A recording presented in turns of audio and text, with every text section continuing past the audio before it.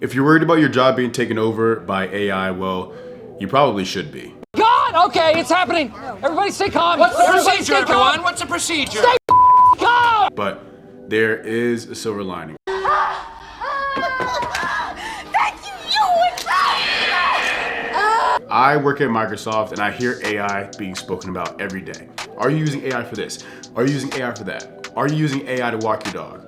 No, I'm not using AI for everything, but there are some use cases where AI does make sense. And it could be an innovation, it could be an efficiency, but today we're gonna go through all that. And by the end of this video, you're gonna know if your job is going to be taken over by AI. But first, what is AI? Well, you can use AI to like this video, or you can use AI to subscribe. No, okay, no, I'm kidding. So look, AI is usually talked about as making something more efficient or making something more innovative, right?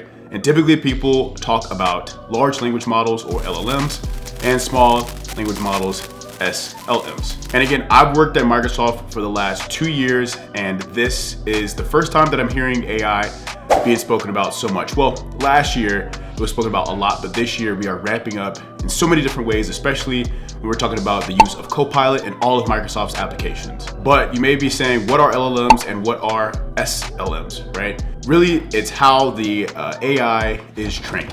And these are all in text models.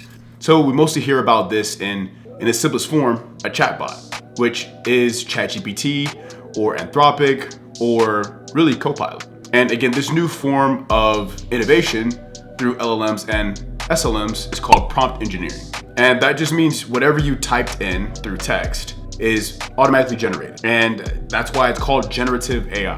And you've probably heard of ChatGPT, DALL-E, Anthropic, or even Devin. And these are all platforms used to innovate. So if it's such a great thing, then why are so many people worried about it taking their jobs? And that's because they're just worried about their jobs being replaced. And the hard truth is, a lot of times it's better if those jobs are replaced, right? For the business. It cuts down on costs, it optimizes operations, and honestly, that job was probably obsolete in the first place, and they've been looking for ways to innovate, right? But then, on the flip side, you do have other jobs that AI is just going to help not only make that job more efficient, but you're likely going to get paid more for doing that job because of the learning curve when it comes to learning how to use prompt engineering. So the problem I've seen with prompt engineering, or well, really LLMs and SLMs actually, is that they're not consistent and ultimately they're just not perfect. So you always have to have somebody